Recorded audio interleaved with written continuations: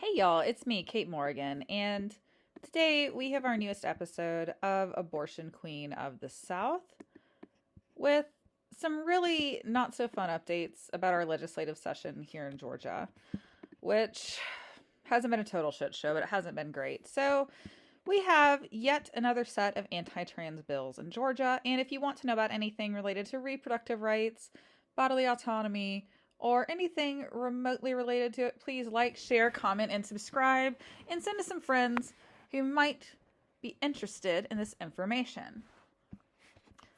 So, it just feels like deja vu because didn't I already speak out against these idiotic bills when I spoke in opposition to SB 140 this summer? Sometimes it looks like Georgia lawmakers are looking for new ways to terrorize transgender youth instead of solving actual problems in our community. For anyone unfamiliar with SB 140, it is essentially a ban on trans health care except for puberty blockers. However, these politicians are too stupid and ignorant to figure out how they work, so of course they want to ban puberty blockers too. HB 1104 is yet another idiotic bill by politicians who are too incompetent to do the jobs that they are elected to do.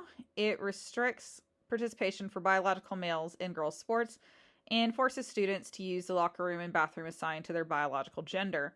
This is yet another issue that actually isn't an issue at all. However, the Republicans in our House of Representatives want to make it one. They think that bullying trans kids is a fun activity for the whole family because they're cowards and have to feel important about themselves.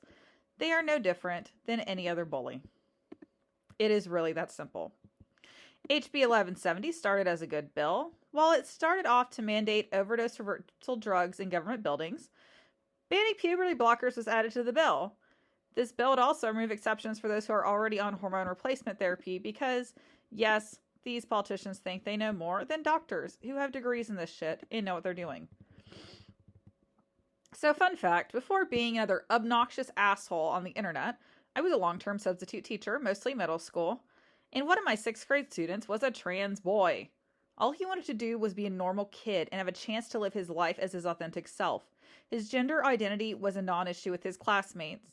He went to the bathroom during class and away from peak season bathroom hours, and I even gave him a hall pass that was never abused. If he can do it, and it wasn't an issue with him, why is it an issue with these politicians? Let's look at another fun fact, aka who signed SB 140. Naturally, it would be sponsored by resident coward, Senator Marty Harbin. Oh boy, do we have a history, and do I have a fun story for you. While I have been to lobby days at the Capitol, I have yet to make his acquaintance. Why?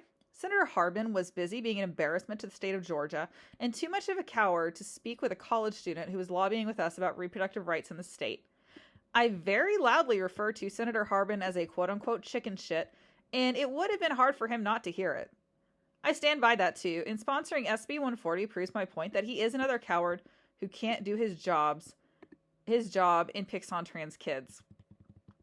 Like Senator Harbin, these politicians are too weak to stand for anything worthwhile. Instead, they quote-unquote stand up for fetuses, not the women that they are forcing to carry them, and bully trans kids. They are worthless scum who cannot do their jobs or stand for anything that does any good for the state of Georgia.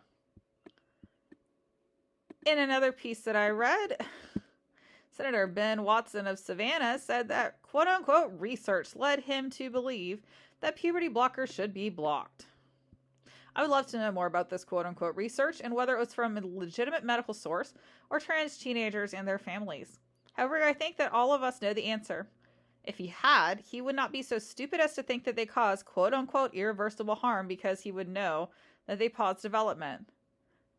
These drugs literally save lives. If it were not for these medications, these children would likely take their own lives. I know quite a few trans people and non-binary people. Guess what? These drugs are why they're fucking alive. Not because of anything that these idiotic politicians do. But the scariest part is that Representative Watson is a physician. He is trained to quote-unquote do no harm.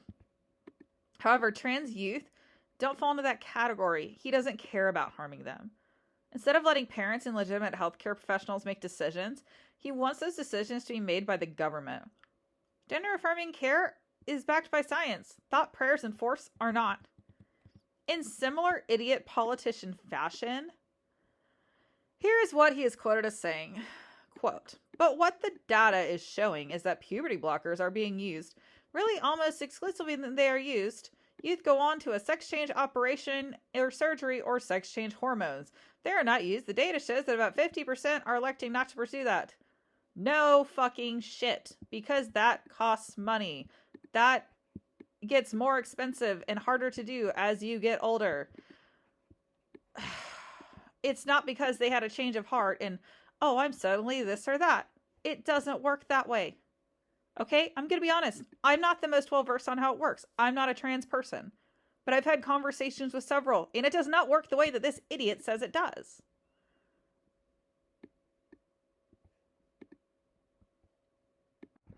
So, we have a little Easter egg at the end, because I totally forgot it until I saw it on my script. So, if you want to know of what you can email Speaker Burns or any of these idiots who think that this is a good idea, here's what I sent him earlier today. Subject: really?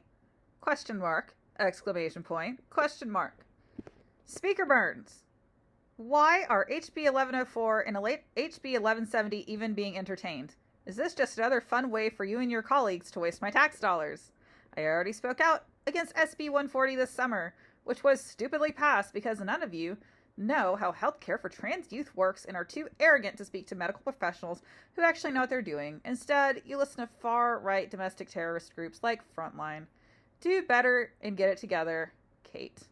Don't let these cowards bully trans kids to feel better about themselves.